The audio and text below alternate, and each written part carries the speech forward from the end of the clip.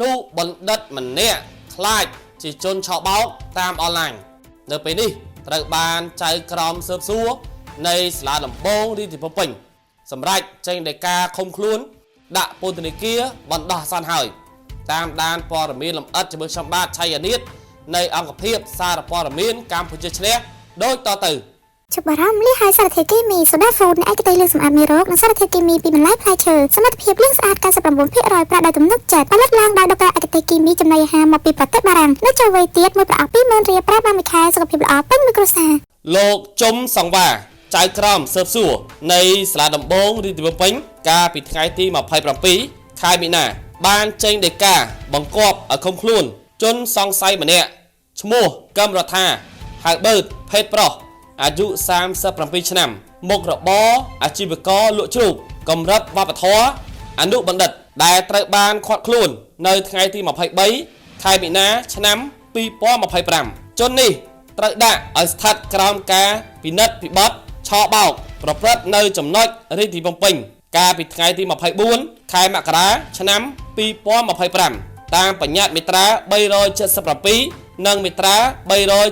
78 ในกรอมประมตวันโซมบัญเจียจูนบองโอนมันไทม์ท่าจนชอเบาด้วยนี่บานบังเกิดใน Facebook คลายคลายจิตรันดำใบធ្វើការកុកកុង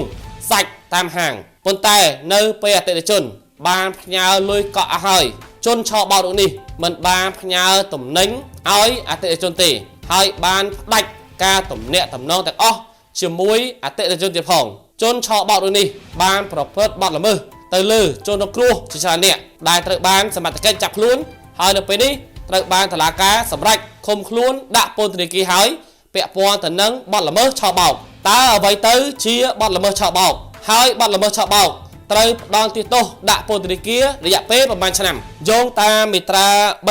377នៃក្រមព្រហ្មទណ្ឌនិយមន័យនៃការឆោបោកអំពើឆោបោកគឺជាអំពើបន្លំចំពោះរូបវន្តបុគ្គល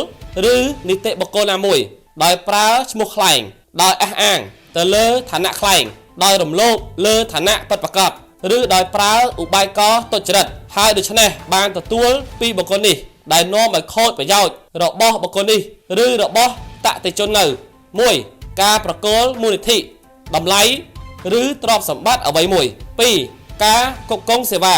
3. ការធ្វើលិខិតដែលមានតម្លៃជាកាតព្វកិច្ចឬជាការឲ្យរួចពីកាតព្វកិច្ចដោយឡែកមាត្រា